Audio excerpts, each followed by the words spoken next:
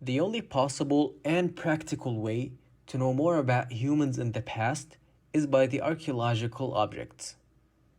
In Indonesia, more specifically in the islands of Sulawesi, archaeologists went inside a deep limestone cave where they have found a painting of three wild pigs. They believe that this painting was created more than 45,000 years ago, which is the oldest known representational piece of art. But what exactly is art? Art is a product of humans' activity which involves creativity and imagination and beauty. And I think beauty here is the tricky part because everybody has its own taste on what's beautiful and what's not. And that actually is what makes art so special. And I think most importantly, art is a message that language alone wouldn't be enough to express. So people used art to express it. It might be an idea, it might be a culture, it might be a feeling, an emotion, whatever it is. There is a meaning behind the artwork that stays with it even centuries after. And that is the most important thing about art. And if we looked back to the past, we would find lots of examples. Because in every period of time, a human being had its own way to make and create art. And most of them used it to represent culture and way of living. And we really don't know the reason why, but mostly because art was a source of joyness to people. And nowadays, we use these artworks to know more and more about the past. And these days, art has expanded largely. And that's a very normal thing because art doesn't really have a limit. And I think art is very relatable with the human five senses: the sight, smell, touch, hearing,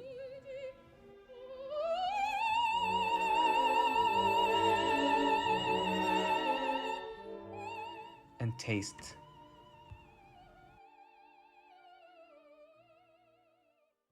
And now we've seen that art is a limitless thing and everything could be called art. But what is the peak of art? The peak of art is where was art on its best shape.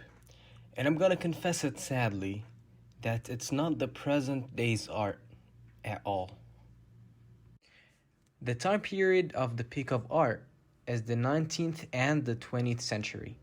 And to be more specific, until the end of modern art. At that period of time, art was mostly focusing on painting. And it went so deep that it became a study that not everybody gets to learn. It was more than a hobby. Art was so respected. Painting was the most efficient way to do the purpose of art, and that's why it was so focused on. It had colors, symbols, expressions, and lots of paths under it. And that is what we call classical art.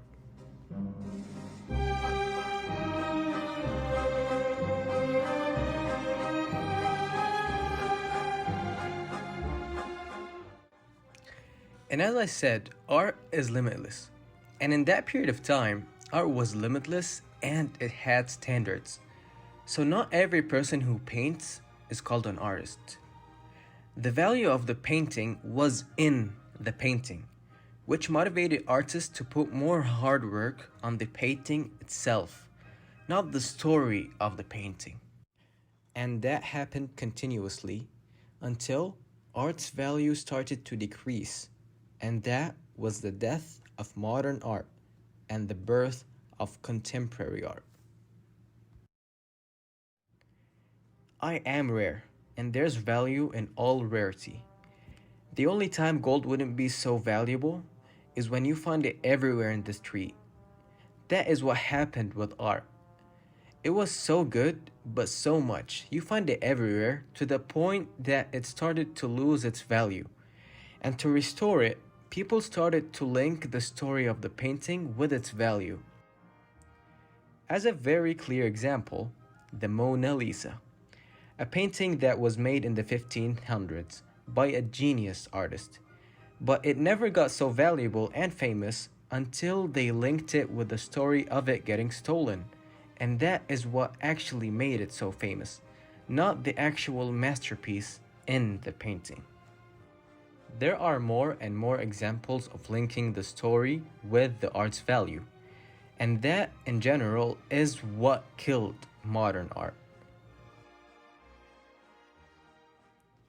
Our present is mainly linked with technology, and combining technology with art is a thing that should improve and support art, not goes against it. And there are a lot of good examples of what's called digital art, where artists bridged between the classical way of painting and the digital and technological art. And some have created new styles and ways of art, which is all for the good and improvement of art. We could clearly call it by the name of art with no doubts.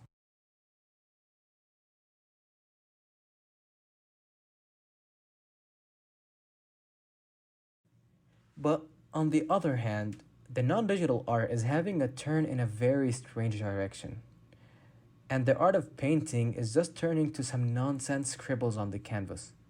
You might find one or two good paintings where you can actually call by the name of art, but mostly there isn't. It is very difficult to know if this is actually considered as art or not, but I personally think that it isn't. Because art is a language, and art is a reflection of humans' creativity, and most importantly, art is an expression. Contemporary art really doesn't represent a specific idea, and each person translates it the way they like. This might be a special or good thing about it, but it's a two edged sword. Makes it special and easy to get, but it really destroys the purpose of art. And here goes the real question: how did we represent ourselves by art? And what exactly will we leave of art for the future to see? And at the end, I appreciate and support all artists, regardless on what type of art they actually do. Maybe I like it and maybe I don't, but everybody has its own perspective of view on art. And only the idea of people who still do and create art is a very respected thing. Because art is beautiful.